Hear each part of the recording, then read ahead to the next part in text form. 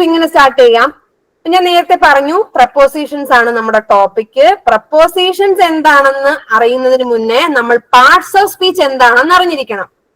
Parts of speech എന്ന് പറയുമ്പം അതിനെ ബേസിക് കാറ്റഗറീസ് ഓഫ് വേർഡ്സ് എന്നാണ് പറയുന്നത്. ഉദാഹരണം, ഇപ്പൊ ഞാൻ ഇവിടെ ഒരു സെന്റൻസ് തന്നിട്ടുണ്ട്. My name is Radhika. My name is Radhika. ഈ ഒരു സെന്റൻസിൽ ഓരോ വേർഡ്സും, അതായത് MY മൈ എന്താണ്, നെയിം എന്താണ്, ഈസ് എന്താണ്, രാധിക എന്താണ് നിങ്ങളോട് ചോദിച്ചാല് നിങ്ങൾക്ക് വേണമെങ്കിൽ പറയാം മൈ എന്ന് പറയുന്ന ഒരു പ്രോനൗൺ ആണ്, നെയിം എന്ന് പറയുന്നത് ഒരു നൗൺ ആണ്, ഈസ് എന്ന് പറയുന്നത് ഒരു വെർബാണ്, രാധിക എന്ന് പറയുന്ന ഒരു നൗൺ ആണ്.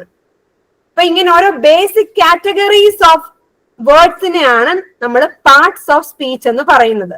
Parts of speech 8 തരമുണ്ട്. നൗൺ ഉണ്ട്, പ്രോനൗൺ ഉണ്ട്, വെർബ് ഉണ്ട്, ആഡ്വർബ് ഉണ്ട്, adjective, conjunction, interjection and preposition. And preposition ആണ് നമ്മളുടെ ഇന്നത്തെ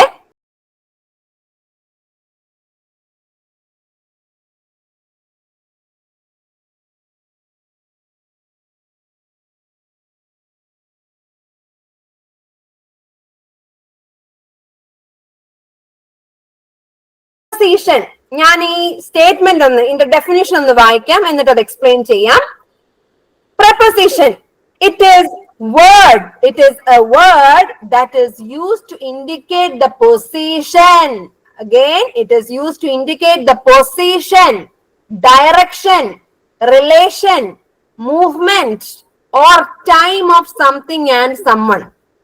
സിമ്പിൾ ആയിട്ട് മനസ്സിലാക്കുവാണെങ്കിൽ പ്രപ്പോസിഷൻ എന്ന് പറഞ്ഞാല് ഏതെങ്കിലും ഒരു വ്യക്തിയുടെയോ അല്ലെങ്കിൽ ഏതെങ്കിലും ഒരു വസ്തുവിന്റെയോ സ്ഥാനം, അല്ലെങ്കിൽ ഡയറക്ഷൻ, റിലേഷൻ, ബന്ധം, ചലനം, മൂവ്മെന്റ്, സമയം, ഇതൊക്കെ കാണിക്കുന്നതാണ് പ്രപ്പോസിഷൻ. ഈ പ്രപ്പോസിഷൻ എന്ന് പറയുന്നത് ടൈപ്സ് ഉണ്ട്, ചില ടൈപ്സ് ഉണ്ട്.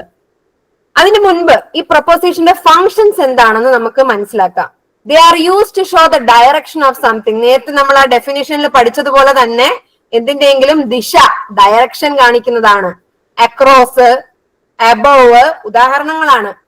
And next point, they can refer to the time of something. They can refer to the time of something. And third point, time എന്ന് പറഞ്ഞാൽ എന്താണ്? Second point, they can refer to the time of something happening. എന്ന് പറഞ്ഞാൽ എന്താണ്? During, for, ഇതൊക്കെ prepositions ആണ്. Until, ഇതെല്ലാം prepositions ആണ്. And come to the third point, they can be used to denote the position or location of an object. ഏതെങ്കിലും ഒരു വസ്തുവിന്റെ സ്ഥാനം അല്ലെങ്കിൽ ലൊക്കേഷൻ കാണിക്കാൻ വേണ്ടി നമ്മളെ ഹെൽപ്പ് ചെയ്യും. ഫോർ എക്സാമ്പിൾ പറയുവാണെങ്കിൽ the book is on the table. The book is on the table. Book എവിടെയാണ്? ടേബിളിന്റെ മുകളിലാണ്. അവിടെ ഒരു ലൊക്കേഷൻ കാണിക്കുന്നുണ്ട്, അല്ലെങ്കിൽ ഒരു പൊസിഷൻ കാണിക്കുന്നുണ്ട്. എവിടെ? On the table. അപ്പൊ അവിടെ പ്രപ്പോസിഷൻ ഓൺ ആണ് ഉപയോഗിക്കുന്നത്. ഓൺ എന്ന് പറയുമ്പോൾ മുകളിൽ. ഇവിടെ ബുക്ക് ടേബിളിന്റെ മുകളിലാണെന്നാണ് പറയുന്നത്. The book is on the table. അപ്പൊ ഇവിടെ പൊസിഷൻ അല്ലെങ്കിൽ ലൊക്കേഷൻ ആണ് നമ്മൾ കണ്ടത്. ഓൺ എന്ന് പറഞ്ഞ പ്രപ്പോസിഷൻ ഉപയോഗിച്ചു. Then they are used to represent the spatial relationships. Spatial എന്താണ്? സ്പേസ് നമുക്കറിയാമല്ലോ, സ്പേസ് സ്ഥലം. ഒരു ഉദാഹരണത്തിന്, ഞാനിപ്പം 2 മരത്തിന്റെ നടുക്ക് ഒരു കസേര വെച്ചേക്കുക. 2 മരം നിങ്ങൾ ഇമാജിൻ ചെയ്യണം. നിങ്ങൾ ഈ ഇംഗ്ലീഷ് ഗ്രാമർ ഒക്കെ പഠിക്കാൻ നേരം കുറച്ചൊക്കെ ഇമാജിനേറ്റീവ് ആയിട്ട് നിങ്ങൾ ചിന്തിക്കണം. 2 മരം, 2 ട്രീസ്. ആ 2 ട്രീസിന്റെ നടുക്ക് ഞാനൊരു കസേര വെച്ചേക്കുവാണ്. കസേര. So the chair is between the trees. The chair is between the trees. അപ്പൊ അവിടെ സ്പേഷ്യൽ റിലേഷൻ കാണിക്കുന്നില്ലേ?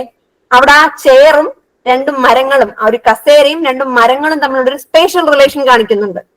അപ്പൊ അവിടെ ബിറ്റ്വീൻ എന്ന് പറയുന്ന നടുക്ക്, ബിറ്റ്വീൻ എന്ന് പറഞ്ഞാൽ നടുക്ക് എന്നാണ് അർത്ഥം. അപ്പം ആ ചെയർ ബിറ്റ്വീൻ ദ 2 ട്രീസ് അല്ലെങ്കിൽ ബിറ്റ്വീൻ ദ ട്രീസ് ആണ്. ട്രീസിന്റെ നടുക്കാണെന്നാണ് ഉദ്ദേശിക്കുന്നത്. Now, next point, prepositional phrases. അടുത്തതാണ് ഒരു ഇമ്പോർട്ടന്റ് ആയിട്ടുള്ള ഒരു ടോപ്പിക് ആണ് പ്രപ്പോസിഷണൽ ഫ്രേസസ്. ഇപ്പൊ കുറച്ച് വാക്കുകൾ കൂട്ടിച്ച് ഒന്നോ രണ്ടോ ആയിരിക്കത്തുള്ളൂ കേട്ടോ, ഒരുപാടൊന്നും ഇല്ല.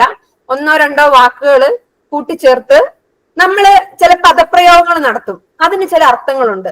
ഫോർ എക്സാമ്പിൾ, ഉദാഹരണത്തിന് I M down with fever. ഇവിടെ ഡൗൺ എന്ന് പറയുന്ന ഒരു പ്രപ്പോസിഷൻ ആണ്. ഒരു ഡയറക്ഷൻ അല്ലേ കാണിക്കുന്നത്, ഡൗണ്. വിത്ത് എന്ന് പറയുമ്പോൾ ആ ഡൗണും വിത്തും കൂടെ ചേരുമ്പോ ഒരു അർത്ഥമുണ്ട് അതിന്. ഡൗൺ വിത്ത് എന്ന് പറയുമ്പോൾ എന്താണ്? ക്ഷീണതയാണ്, ടയേർഡ് ആണെന്നാണ് അർത്ഥം. അപ്പൊ ഇവിടെ പ്രപ്പോസിഷൻ ഉപയോഗിച്ച് ചില പദപ്രയോഗങ്ങൾ ഉപയോഗിക്കാറുണ്ട്. ആ ഓരോന്നിന്റെ നമ്മൾ ഡീറ്റെയിൽ ആയിട്ട് ഇന്ന് ഡിസ്കവർ ചെയ്യും. അപ്പൊ അതിന് നമ്മൾ പ്രപ്പോസിഷണൽ ഫ്രേസസ് അല്ലെങ്കിൽ പ്രപ്പോസിഷണൽ വേർബ്സ് എന്നാണ് പറയുന്നത്. അപ്പൊ ഇതിന്റെ ഫങ്ഷൻസ് ഓരോരുത്തർക്കും മനസ്സിലായെന്ന് ഞാൻ വിശ്വസിക്കുന്നു. ഒന്നുകൂടെ ഞാൻ അത് സമ്മപ്പ് ചെയ്യാം. പ്രപ്പോസിഷൻ എന്ന് പറയുമ്പോൾ അതിന്റെ ഉപയോഗം എന്താണ്? ഏതെങ്കിലും വസ്തുവിന്റെ അല്ലെങ്കിൽ വ്യക്തിയുടെയോ direction, time, position, spatial relationship കാണിക്കാൻ വേണ്ടിയിട്ടാണ്, അല്ലെങ്കിൽ മൂവ്മെന്റ് ഇതൊക്കെ കാണിക്കാൻ വേണ്ടിയിട്ടാണ് നമ്മൾ പ്രപ്പോസിഷൻസ് ഉപയോഗിക്കുന്നത്. And propositional phrases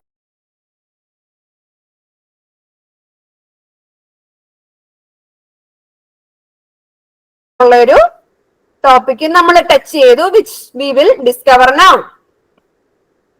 so types ആണ്. പല ടൈപ്പിലുള്ള പ്രപ്പോസിഷൻസ് ഉണ്ട്. അത് ലൊക്കേഷന്റെ അണ്ടറിൽ വരാം, ഡയറക്ഷന്റെ അണ്ടറിൽ വരാം, ടൈം ആൻഡ് മൂവ്മെന്റ് അണ്ടറിലും വരാം.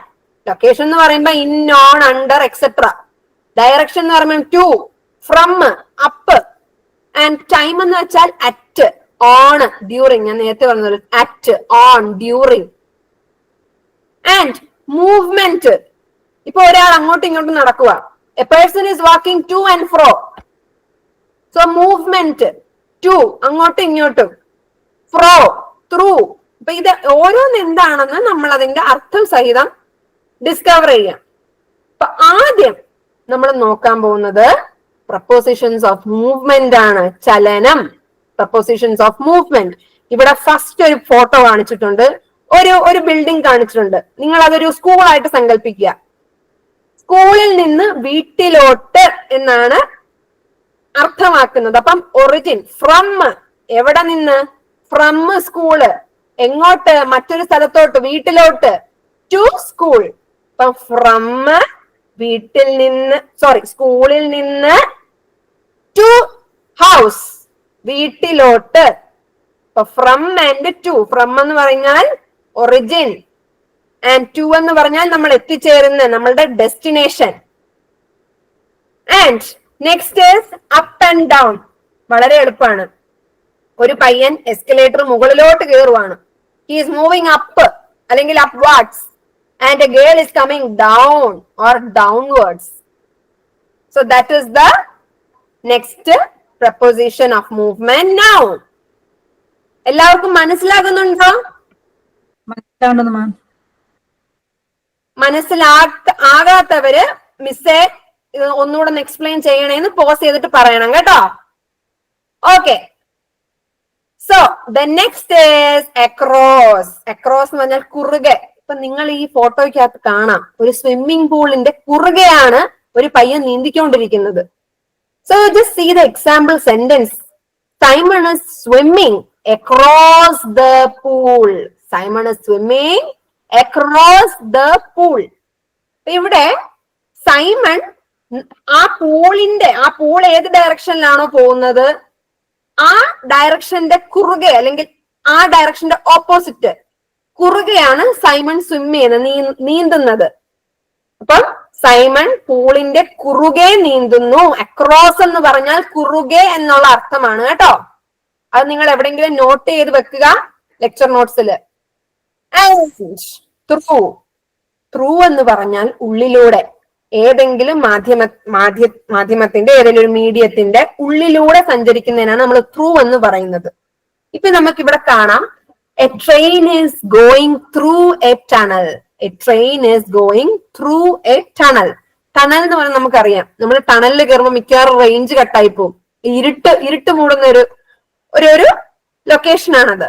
അപ്പൊ ആ ടണലിന്റെ ഉള്ളിലൂടെയാണ് ട്രെയിൻ പോകുന്നത്. ആ ഉള്ളിലൂടെ ആ ഉള്ളിലൂടെ എന്ന വേർഡിന്റെ ഇംഗ്ലീഷ് ആണ് ത്രൂ. ഇപ്പൊ നമ്മൾ സ്ട്രോ ഇട്ട് നമ്മൾ ജ്യൂസ് കുടിക്കുകയാണ്. ആ ജ്യൂസ് എന്തിലൂടെയാണ് വരുന്നത്? The juice is coming through the straw. The juice is coming through the straw, ഉള്ളിലൂടെ. ആൻഡ് ഈസി ആണ് അടുത്തത് എലോങ്. എലോങ് എന്ന് പറഞ്ഞാൽ കൂടെ. ഇവിടെ മിലി എന്ന് പറഞ്ഞ ഒരു പയ്യൻ is walking along the road. Walking along the road. റോഡിന്റെ അതേ ദിശയിലാണ് നടക്കുന്നത്. റോഡ് ഏത് ദിശയിൽ പോകുന്നോ അതേ ദിശയിൽ, കുറുകെ അല്ല, അക്രോസ് അല്ല, അലോങ് ആണ്. ആൻഡ് നെക്സ്റ്റ് വൺ ഇസ് അകത്തോട്ട്. അകത്തോട്ട്, അകത്തോട്ട് നിങ്ങൾ ആ വേർഡ് ശ്രദ്ധിക്കണം, മലയാളത്തിലെ ആ വാക്ക് ശ്രദ്ധിക്കണം.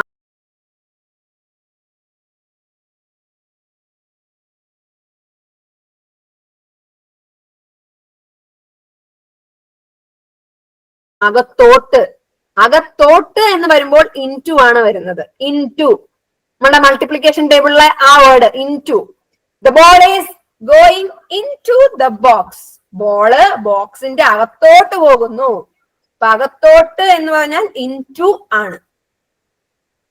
ആൻഡ് ഇത് നിങ്ങൾ ഒന്ന് വായിച്ചു നോക്കിയോ. ഞാനൊരു 30 സെക്കൻഡ് വരാം. മൈൻഡിൽ ഒന്ന് രജിസ്റ്റർ ചെയ്തോണം എല്ലാവരും.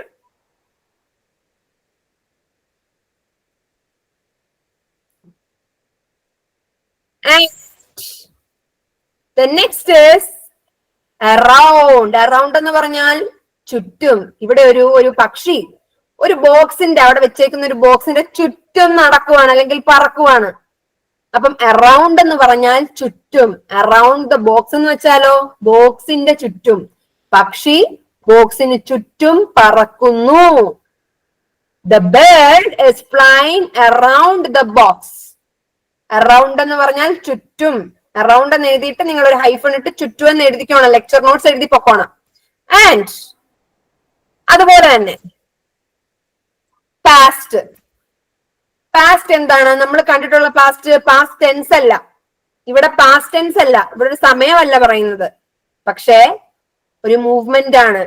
പാസ്റ്റ് എന്ന് പറഞ്ഞാൽ കടന്ന്. Past the box.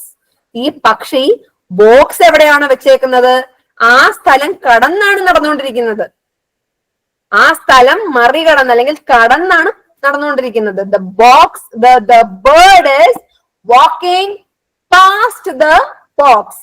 പക്ഷി ബോക്സ് കടന്ന് നടക്കുന്നു. ഇത്രയും മനസ്സിലായോ എല്ലാവർക്കും? മനസ്സിലായിട്ടുള്ളവർ കൈ പൊക്കണേ. മനസ്സിലായിട്ടുണ്ട്. ഓപ്ഷൻ ഉണ്ട് കമ്പ്യൂട്ടറിൽ കൈ. Okay okay. Now the next is, who is that? ആരാത്? Vince of vlogs. Yes ma'am, yes ma'am. Okay, എടാ എന്തെങ്കിലും പറയാനുണ്ടോ? ഇല്ല. Okay okay. നൗ മൂവ്മെന്റ്സിലെ അവസാനത്തെ രണ്ടെണ്ണമാണ് പഠിക്കാൻ പോകുന്നത്, ടുവാർഡ്സും ഓവറും. ഇത് ഫസ്റ്റ് ടുവാർഡ്സ് ആണ്. ടുവാർഡ്സ് എന്ന് പറഞ്ഞാൽ നേരെ. ഇപ്പൊ ഇവിടെ ഒരു ഷോപ്പ് കാണാം, ഈ പടത്തിൽ ഒരു ഷോപ്പ് കാണാം. സങ്കല്പിക്കുക that the structure is A shop. And ഒരു മനുഷ്യൻ ആ ഷോപ്പിന്റെ നേരെ എന്തെങ്കിലും സാധനം മേടിക്കുന്നതായിരിക്കും, ആ ഷോപ്പിന്റെ നേരെ നടന്നു പോവാണ്. അപ്പൊ ആ നേരെ ആ വേർഡിനെ നമ്മൾ ടുവാർഡ്സ് എന്ന് പറയും. ഇപ്പം വിൻസ് ഓഫ് വ്ലോഗ്സ് അവിടെ നിൽക്കുകയാണ്, ഓപ്പോസിറ്റ് നിൽക്കുകയാണ്. ഞാൻ വിൻസ് ഓഫ് വ്ലോഗിനെ കാണാൻ അങ്ങോട്ട് നടന്നു വന്നുകൊണ്ടിരിക്കുകയാണ്. അപ്പൊ ഞാൻ വിൻസ് ഓഫ് വ്ലോഗ്സിന്റെ നേരെയാണ് നടന്നു വന്നുകൊണ്ടിരിക്കുന്നത്. പേരെന്താണ്? Vince of vlogs Sophia ma'am. Sophia. Okay. അപ്പൊ സോഫിയ നിൽക്കുന്നതിന്റെ നേരെ, സോഫിയയുടെ നേരെ ഞാൻ നടന്നു വന്നുകൊണ്ടിരിക്കുകയാണ്. So I'm walking towards Sophia. I'm walking towards Sophia. അതുപോലെ തന്നെ ഹിയർ ഇൻ ദ പിക്ചർ, ഈ ഫോട്ടോയിൽ കാണുന്നല്ലേ, a man is walking towards the shop. A man is walking towards the shop. ഒരാൾ കടയ്ക്ക് നേരെ നടക്കുന്നു. And the next is over. മണ്ടയ്ക്കൂടെ. ഓവർ മീൻസ് മണ്ടയ്ക്കൂടെ. ഒരു ഡൗട്ട് ചോദിച്ചോട്ടെ?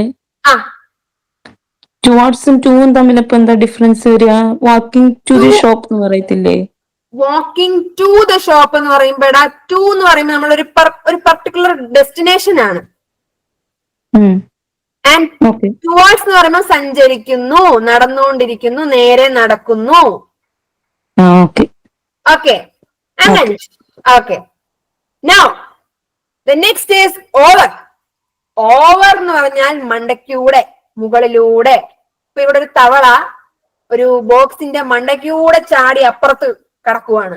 മണ്ടയ്ക്കൂടെ ചാടി, അതായത് അതിനെ ഓവർ ചെയ്ത്, അതായത് മണ്ടയ്ക്കൂടെ. ഇപ്പൊ മുകളിലൂടെ, മണ്ടയ്ക്കൂടെ എന്നൊക്കെ പറയാം കേട്ടോ. ഇപ്പം മണ്ടയ്ക്കൂടെ അല്ലെങ്കിൽ മുകളിലൂടെ എന്നൊക്കെ പറയുന്നതിന് നമ്മൾ ഓവർ എന്നാണ് പറയുന്നത്. മറ്റൊരു ഉദാഹരണം പറയുവാണെങ്കിൽ, ഇപ്പൊ നമ്മള് പുറത്തിറങ്ങി നിൽക്കുമ്പം, നമ്മൾ വീടിന്റെ പുറത്തിറങ്ങി നിൽക്കുമ്പം നമ്മൾ ചിലപ്പോ കാണാറുണ്ട്, ചിലപ്പോ നമ്മൾ കണ്ണിൽ പെടാറുണ്ട് എയറോപ്ലെയിൻ മാനത്തിലൂടെ ഇങ്ങനെ പോകുന്നു. നമ്മളുടെ ബിൽഡിങ്ങിന്റെ അല്ലെങ്കിൽ നമ്മളുടെ വീടിന്റെ ഒക്കെ മുകളിലൂടെ ഇങ്ങനെ പോകും.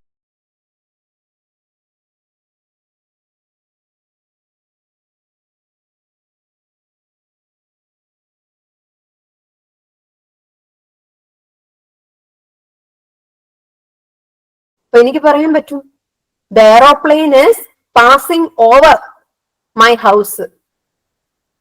അപ്പൊ എന്റെ വീടിന്റെ മണ്ടയ്ക്കൂടെയാണ് പോകുന്നത്. അപ്പൊ ആ മുകളിലൂടെ അല്ലെങ്കിൽ മണ്ടയ്ക്കൂടെ എന്ന് പറയുന്നതിന് നമ്മൾ ഓവർ എന്ന് പറയും. മുകളിലൂടെ. തവള ബോക്സിന്റെ മുകളിലൂടെ ചാടുന്നു. The frog is jumping over the box. ഇത്രത്തോളം എല്ലാവർക്കും മനസ്സിലായോ? ഇത് ഞാൻ നിങ്ങൾക്ക് ഒരു 30 സെക്കൻഡ് തരാം. മൈൻഡിൽ ഒന്ന് രജിസ്റ്റർ ചെയ്യുക. ഈ വാക്കും ഈ ഫോട്ടോയും, നമ്മൾ ഓരോ പ്രപ്പോസിഷൻ പഠിക്കുന്നതിന്റെ ഒപ്പം ഫോട്ടോ ബൈഹാർട്ട് ചെയ്ത് പോയാൽ എളുപ്പമായിരിക്കും.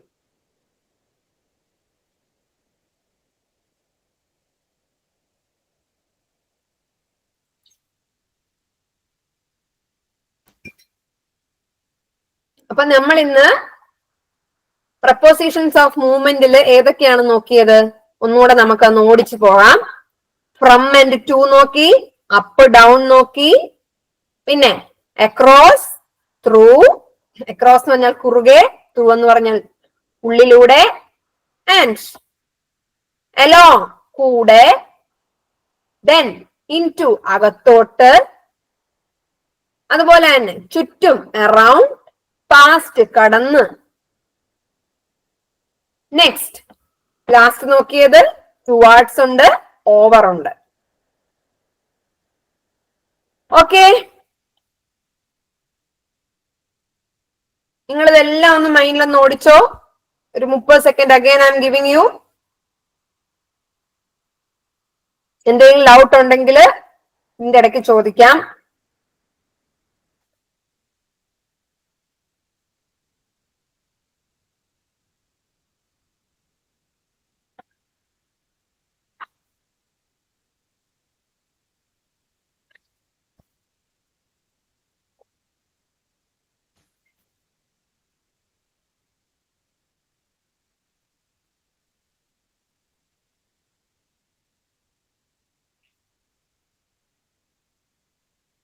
ഓക്കെ, ഇനി നമ്മള് നെക്സ്റ്റ് നോക്കാൻ പോകുന്നത് പ്രപ്പോസിഷൻസ് ഓഫ് പ്ലേസ് ആണ്. പ്രപ്പോസിഷൻസ് ഓഫ് പ്ലേസ്, സ്ഥാനങ്ങളുടെ, ലൊക്കേഷന്റെ പ്രപ്പോസിഷൻസ് ആണ് നോക്കാൻ പോകുന്നത്. അപ്പം ആദ്യത്തേതാണ് ഓൺ. ഓൺ എന്ന് പറഞ്ഞാൽ മുകളിൽ. കൺഫ്യൂസ് ആകരുത്. ഓവർ എന്ന് പറഞ്ഞാൽ മുകളിലൂടെ. ഓൺ എന്ന് പറഞ്ഞാൽ മുകളിൽ. അവിടെ നമ്മൾ ഒന്നിനെയും ക്രോസ് ചെയ്ത് അങ്ങോട്ട് പോകുന്നില്ല. ഓക്കെ, അപ്പം ഓൺ എന്ന് വെച്ചാൽ മുകളിൽ. ഇവിടെ ഒരു പന്തിന്റെ മേളിൽ ഒരു പൂച്ച ഇരിക്കുന്നത്. The cat is sitting on the ball. And among. Among എന്ന് പറഞ്ഞാൽ ഒപ്പം. ഈ പെൺകുട്ടി പൂച്ചകൾക്കൊപ്പമാണ് ഇരിക്കുന്നത്. The girl is sitting among cats. The girl is sitting among cats. അപ്പൊ നിങ്ങൾ നിങ്ങളുടെ കൂട്ടുകാരൊപ്പം ഇരിക്കുകയാണെങ്കിൽ നിങ്ങൾക്ക് പറയാം, I am sitting among my friends. ഞാൻ എന്റെ കൂട്ടുകാരൊപ്പമാണ് ഇരിക്കുന്നത്. ആൻഡ് അകത്ത്.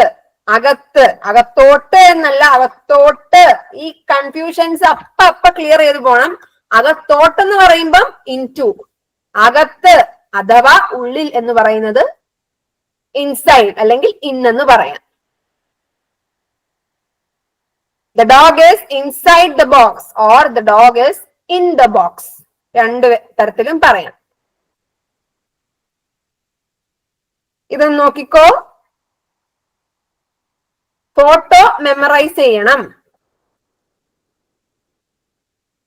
സോ ദാറ്റ് നിങ്ങൾക്ക് അത് കണക്ട് ചെയ്യാൻ എളുപ്പമായിരിക്കും.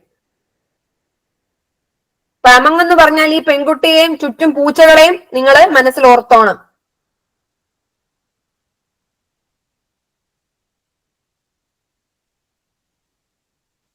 Okay, the next is in front of, മുൻപിൽ. ഇപ്പൊ ഈ ബോൾ നമ്മൾ ലെഫ്റ്റ് സൈഡിൽ ഒരു ഫോട്ടോ നോക്കുവാണെങ്കിൽ ഒരു പട്ടിക്കുട്ടിയുടെ മുൻപിലാണ് ഈ പന്ത് വെച്ചേക്കുന്നത്. അപ്പൊ ഹൗ ക്യാൻ വി സേ, എങ്ങനെ പറയാം? The ball is in front of the dog. The ball is in front of the, അതിന്റെ പുറകിലല്ലോ, പട്ടിക്കുട്ടിയുടെ പപ്പിയുടെ പുറകിലല്ലോ, അതിന്റെ ഫ്രണ്ടിലല്ലേ. അപ്പം ഇൻ ഫ്രണ്ട് ഓഫ്. അതുപോലെ തന്നെ ഒരു പുസ്തകത്തിന്റെ കവർ, ബുക്ക് കവർ, അതിന്റെ മുകളിൽ കൊടുത്തേക്ക് അല്ലെങ്കിൽ അതിന്റെ മുമ്പിൽ കൊടുത്തേക്കുന്ന ഒരു ഫോട്ടോ ആപ്പിളിന്റെ. അപ്പം apple is in front of the book. ബുക്കിന്റെ മുൻപില് ഒരു ആപ്പിൾ ഉണ്ട്. ബുക്കിന്റെ മുൻപില് ഒരു ആപ്പിൾ ഉണ്ട്. അപ്പൊ ഇൻ ഫ്രണ്ട് ഓഫ് എന്ന് പറഞ്ഞാൽ മുൻപിൽ. ക്യൂ ഒക്കെ നിൽക്കുമ്പോൾ നിങ്ങളുടെ മുൻപിൽ ആരെങ്കിലും നിൽക്കുവാണെങ്കിൽ someone is standing in front of you. Someone is standing in front of you. Okay, 5 seconds. പെട്ടെന്ന് ബൈ ഹാർട്ട് ചെയ്തു ഇത്. These are very simple. Yes. So the next is under, below. Means അടിയിൽ, എന്തിന്റെങ്കിലും അടിയിൽ അല്ലെങ്കിൽ കീഴിൽ എന്നും പറയാം. under. Someone is working under me. എന്റെ കീഴിൽ ഒരാൾ വർക്ക് ചെയ്യുന്നുണ്ട്. So the cat is under the table. പൂച്ച ടേബിളിന്റെ അടിയിലാണ്. അടിയിൽ അല്ലെങ്കിൽ കീഴിൽ എന്നതിനാണ് നമ്മൾ അണ്ടർ എന്നും പറയും, ബിലോ എന്നും പറയും. ആൻഡ് നെക്സ്റ്റ് ഇസ് നടുക്ക്. നടുക്ക് എന്ന് പറഞ്ഞപ്പോ ഞാൻ നിങ്ങളോട് തുടക്കത്തിൽ ഒരു എക്സാമ്പിൾ പറഞ്ഞിരുന്നു of 2 trees and a chair. അവിടെ ഞാൻ ആ ചെയർ 2 മരത്തിന്റെ ഇടയിലാണ്, നടുക്കാണ് ഇട്ടത്. അപ്പോ നടുക്ക് അല്ലെങ്കിൽ ഇടയിൽ എന്നൊക്കെ പറയുന്നതിനാണ് നമ്മൾ between. The word is between. നടുക്ക് അല്ലെങ്കിൽ ഇടയിൽ എന്നതിന്റെ ഇംഗ്ലീഷ് വേർഡ് ആണ് between. Just look at the examples. The teddy bear is sitting between 2 chairs. The teddy bear is sitting between 2 chairs. And the lotus flower. The lotus flower is placed between 2 cactus plants. ഒരു lotus ചെടി 2 cactus ചെടിയുടെ നടുക്കാണ് വെച്ചേക്കുന്നത് അല്ലെങ്കിൽ ഇടയിലാണ് വെച്ചേക്കുന്നത്. The lotus flower is placed between 2 cactus plants. So under or below and between. The next is behind. Behind, പുറകിൽ. Behind means പുറകിൽ. ഈ പടത്തിനകത്ത് നിങ്ങൾക്ക് കാണാം ഒരു പന്ത് ഇങ്ങനെ പുറകിൽ ഒളിച്ചിരിക്കുന്നുണ്ട് ബോക്സിന്റെ. പുറകിലാണ്. എവിടെയാണ്? പുറകിലാണ്. So the ball is behind the box. The ball is behind the box. So we have covered 3 slides of prepositions of place. ഏതൊക്കെയായിരുന്നു? on, among, പിന്നെ on, among, in front of, under, below, between, behind, and here we had one in. ഇത്രയും വരെ clear ആണോ? Should I explain something? ഒരിക്കൽ കൂടെ എന്തെങ്കിലും പറഞ്ഞു തരാനുണ്ടോ? എല്ലാവർക്കും clear ആയെങ്കിൽ ഞാൻ മുന്നോട്ട് എടുക്കാം. ക്ലിയർ ആയോ?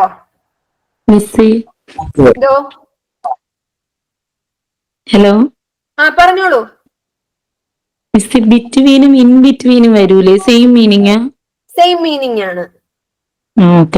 ഇൻ ബിറ്റ്വീൻ, ഇൻ ബിറ്റ്വീൻ അല്ലെങ്കിൽ ബിറ്റ്വീൻ. അങ്ങനെ ഇൻ ബിറ്റ്വീൻ വരാൻ സാധ്യതയില്ല ഓപ്ഷൻസില്. ബിറ്റ്വീൻ ആണ് കൂടുതൽ വരുന്നത്. അർത്ഥം ഇതാണ്, നടുക്ക്. ഈ ഫോട്ടോ, അതിനാണ് ഞാൻ ഫോട്ടോയും കൂടെ തന്നേക്കുന്നത്. നിങ്ങൾ ഈ ഫോട്ടോ മാത്രം ഓർത്താ മതി. ഓക്കെ. സോ 3 സ്ലൈഡ്സ് നമ്മൾ കവർ ചെയ്തു. അതിനകത്ത് 1, 2, 3, 4, 5, 8 എണ്ണം, 8 പ്രപ്പോസിഷൻസ് ഓഫ് പ്ലേസ് നമ്മളിപ്പോ കവർ ചെയ്തു. നെക്സ്റ്റ് ആണ് അഗൈൻ ഒരു സെറ്റും കൂടെ ഉണ്ട്, എബവ്. അപ്പൊ ഞാൻ നിങ്ങൾക്ക് ഒരു എക്സ്പ്ലനേഷൻ തരാൻ പോവാ. ഓൺ നിങ്ങൾക്ക് കൺഫ്യൂഷൻ വരും, മിസ്സേ ഓൺ ദ ബോക്സ് എന്ന് പറഞ്ഞാൽ അബവ് ദ ബോക്സ് എന്ന് പറഞ്ഞാൽ എന്താണ് വ്യത്യാസം എന്ന്. വ്യത്യാസം ഉണ്ട്. അപ്പൊ എന്നെ നിങ്ങൾക്ക് കാണാൻ പറ്റുന്നുണ്ടോ? എന്റെ ക്യാമറ നിങ്ങൾക്ക് കാണാൻ പറ്റുന്നുണ്ടോ? ഞാൻ ഇരിക്കുന്നത് സംസാരിക്കുന്നത് കാണാൻ പറ്റുന്നുണ്ടോ? പറ്റുന്നുണ്ടോ മാം? പറ്റുന്നുണ്ട്. അപ്പൊ ഞാനൊരു എക്സാമ്പിൾ നിങ്ങൾക്ക് തരാം. ഇപ്പം ഇതൊരു ടേബിൾ, എന്റെ കൈ ഒരു ടേബിൾ ആണെന്ന് സങ്കല്പിക്കുക. ഈ ടേബിളിന്റെ മുകളിൽ ഞാന് ഒരു പെൻസിൽ ഹോൾഡർ വെച്ച്, പെൻസിൽ ഹോൾഡറോ പെൻ ഹോൾഡറോ എന്തെങ്കിലും ആയിക്കോട്ടെ, ഒരു ഒബ്ജക്റ്റ് ഞാൻ വെച്ച്, ഈ ഒബ്ജക്റ്റ് ടേബിളുമായിട്ട് കോണ്ടാക്ട് ഉണ്ട്, ടച്ച് ചെയ്താണ് ഇരിക്കുന്നത്. അപ്പൊ എനിക്ക് പറയാൻ പറ്റും the pen holder is on the table. അതുപോലെ തന്നെ നിങ്ങളിപ്പോൾ മുറിയിലാണ് ഇരിക്കുന്നത്, നിങ്ങളുടെ ബെഡ്റൂമിൽ ഹാളിലായിരിക്കുന്നെങ്കിൽ നിങ്ങളുടെ സീലിംഗിൽ ഒരു ഫാൻ കാണും. ഫാൻ ഉണ്ടെങ്കിൽ ആ ഫാൻ നിങ്ങളുടെ തലയുടെ മുകളിലാണ്. ഇതും മുകളിലാണ്, ഈ ടേബിളിന്റെ മുകളിലാണ് ഇതും. പക്ഷെ ഒരു വ്യത്യാസമുണ്ട്. ആ ഫാനും നിങ്ങളുടെ തലയും തമ്മിൽ കോണ്ടാക്ട് ഉണ്ടോ? ഇല്ലല്ലോ. ഒരു സ്പേഷ്യൽ ഡിസ്റ്റൻസ് ഇല്ലേ? സീലിംഗിന്റെ അവിടെ അല്ലേ ഫാന്? കോണ്ടാക്ട് ഇല്ലല്ലോ ഒബ്ജക്റ്റും സർഫേസും തമ്മില്. അതുപോലെ തന്നെ ഈ ഒരു ഒബ്ജക്റ്റിൽ നിങ്ങൾ ശ്രദ്ധിച്ച് നോക്കിയാൽ നിങ്ങൾക്ക് കാണാൻ പറ്റും, ആ ബോളും ആ ബോക്സും തമ്മിൽ ഒരു കോണ്ടാക്ട് ഇല്ല. ഒബ്ജക്റ്റും സർഫസും തമ്മിൽ ഒരു കോണ്ടാക്ട് ഇല്ല, ഒരു ബന്ധം, ഒരു ടച്ച് ഇല്ല. നേരെ മറിച്ച് ഞാൻ ഈ പെൻസിൽ ഹോൾഡർ വെച്ചത് ടേബിളിന്റെ മുകളിലാണ്, ടച്ച് ചെയ്യുന്നുണ്ട്. അപ്പൊ അങ്ങനെ ഒരു അവസ്ഥയിലാണ് നമ്മൾ ഓൺ പറയുന്നത്. അപ്പൊ ഫാൻ ഒക്കെ നിങ്ങളുടെ തലയുടെ മുകളിലാണ്. സോ അബവ് മൈ ഹെഡ് എന്ന് പറയണം. കോണ്ടാക്ട് ഇല്ല, പക്ഷെ മുകളിലാണ്. അതുപോലെ തന്നെ ഈ ബോക്സും ബോളിനെയും നിങ്ങൾ ശ്രദ്ധിച്ചൊന്നുകൂടെ നോക്കിയാൽ നിങ്ങൾക്ക് കാണാൻ പറ്റും ദർ ഇസ് നോ കോണ്ടാക്ട്. കോണ്ടാക്റ്റേ ഇല്ല, കാറ്റിൽ നിൽക്കുവാണ് ആ ബോള്. So above. കോണ്ടാക്ട് ഇല്ലാതെ മുകളിൽ നിൽക്കുന്നതാണ് അബവ്. കൺഫ്യൂസ് തോന്നുന്നുണ്ടോ? കൺഫ്യൂഷൻ ഉണ്ടോ? ഒന്നുകൂടെ ഒന്ന് ആലോചിച്ചേ.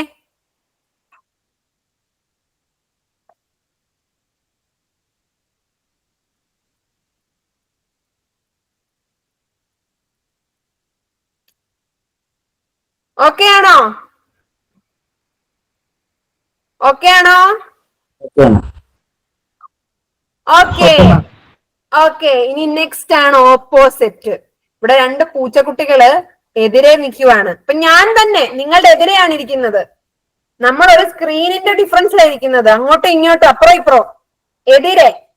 അപ്പൊ ആ അപ്പുറം ഇപ്പുറം അല്ലെങ്കിൽ എതിരേക്കാണ് നമ്മൾ ഓപ്പോസിറ്റ് എന്ന് പറയുന്നത്. വി ഓൾസോ, നിങ്ങൾ ഓരോരുത്തരും ഞാനും, we are sitting opposite of each other, opposite to each other.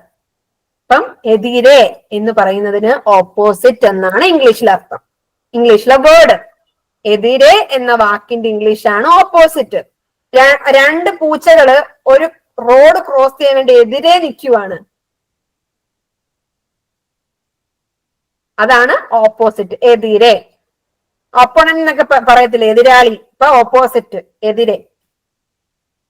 And the next is across. നമ്മൾ നേരത്തെ across എന്ന് പറയുമ്പം ഒരെണ്ണം കൂടെ കണ്ടായിരുന്നു, ഒരു മൂവ്മെന്റ് കണ്ടായിരുന്നു. സ്വിമ്മിംഗ് പൂളിന്റെ കുറുകെ ഒരാള് സ്വിം ചെയ്തു പോകുന്നത്, അതും കുറുകെയാണ്. ഇവിടെ ഒരു റിവർ അല്ലെങ്കിൽ എന്തെങ്കിലും ഒരു വാട്ടർ ബോഡി ആയിക്കോട്ടെ, ആ വാട്ടർ ബോഡിയുടെ കുറുകെയാണ് വണ്ടി പോകുന്നത്, കാറ് പോകുന്നത്. So the car is travelling across the lake, river എന്തെങ്കിലും ആയിക്കോട്ടെ, കുറുകെയാണ് പോകുന്നത്. ആ നദി അല്ലെങ്കിൽ ആ റിവറോ ലേക്കോ എന്താണെങ്കിലും അത് ഇങ്ങനെയാണ് പൊക്കോണ്ടിരുന്നത്, അതിന്റെ കുറുകെയാണ് പോകുന്നത് വണ്ടി അതിന്റെ കുറുകെ പോകുന്നു. ഇത് മനസ്സിലായോ? കുറുകെ എന്നാണ് അർത്ഥം കേട്ടോ, രണ്ടിന്റെ. അവിടെ ഒരു മനുഷ്യൻ സ്വിമ്മിംഗ് പൂളിന്റെ കുറുകെ സ്വിമ്മ് ചെയ്യുന്നു, ഇവിടെ ഒരു കാറ് ഒരു ലേക്ക് അല്ലെങ്കിൽ ഒരു റിവറിന്റെ കുറുകെ യാത്ര ചെയ്ത് പോകുന്നു, ബ്രിഡ്ജിലൂടെ, പാലത്തിലൂടെ.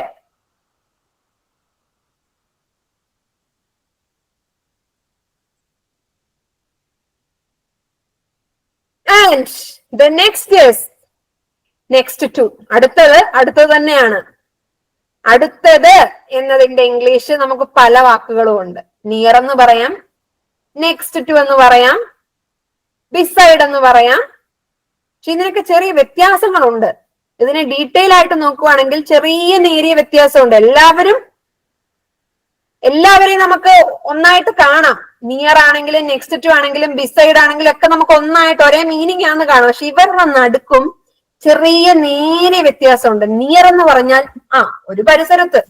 ഇപ്പൊ നിങ്ങളുടെ ഫോൺ കാണുന്നില്ല, അപ്പൊ നിങ്ങൾ പറയാ ലുക്ക് നിയർ ദ കിച്ചൺ. കിച്ചന്റെ അടുക്കളയുടെ അടുത്തെങ്ങാണം നോക്ക്, അടുത്തെങ്ങാണം നിയർ. നെക്സ്റ്റ് ടു എന്ന് പറഞ്ഞാല് അപ്പുറത്ത്, തൊട്ടപ്പുറത്ത്, അല്ലെങ്കിൽ തൊട്ടടുത്ത്, നെക്സ്റ്റ് ടു. പക്ഷെ ഡിസൈഡ് എന്ന് പറഞ്ഞാലോ, ഇപ്പൊ നിങ്ങള് you should travel back to your school days.